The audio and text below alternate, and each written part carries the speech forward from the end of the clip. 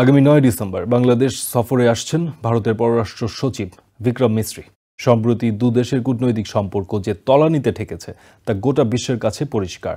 তবে প্রতিবেশী রাষ্ট্রের সঙ্গে সুসম্পর্ক তৈরি করতে ভারত বদ্ধপরিকর। তাই দ্রুত দিল্লি এবং ঢাকার সমন্বয় তৈরি করতে প্রধান উপদেষ্টার সঙ্গে বৈঠক করতে চায় ভারত সরকার।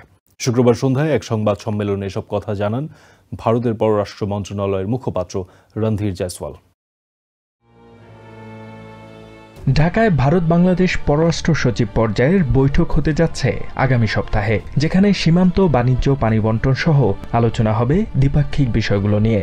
বৃহস্পতিবার দুপুরে ব্রিফিংয়ে এসব কথা জানিয়েছেন পররাষ্ট্র মন্ত্রণালয়ের মুখপাত্র মোহাম্মদ রফিকুল আলম। তিনি জানান, 2 দিনের সফরে ভারতের পররাষ্ট্র সচিব বিক্রম মিশ্রি সৌজন্য সাক্ষাৎ করবেন প্রধান উপদেষ্টা ও পররাষ্ট্র উপদেষ্টার সঙ্গেও।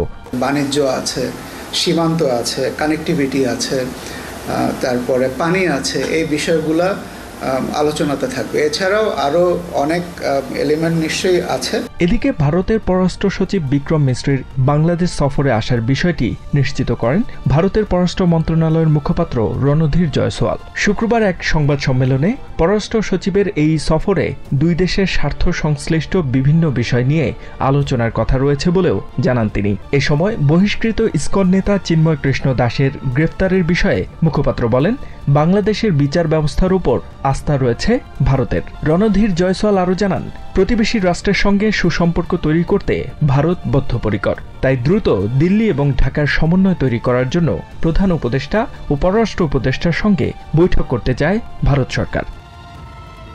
HM. Ataullah, TVN 24 news desk. New York থেকে সম্প্রচারিত TVN 24 টেলিভিশন বিশ্বজুড়ে বাঙালির কণ্ঠস্বর।